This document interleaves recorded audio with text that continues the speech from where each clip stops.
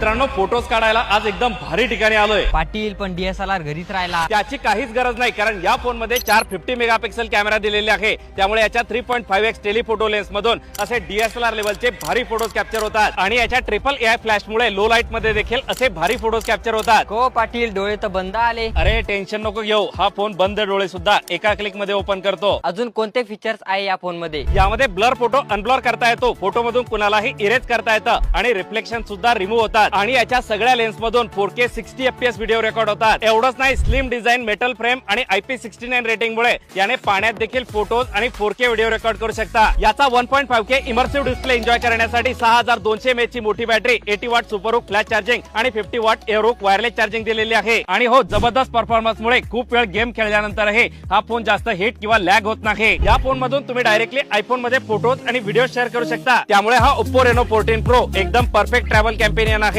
तुम्हाला काय वाटतं ते कमेंट करून सांगा.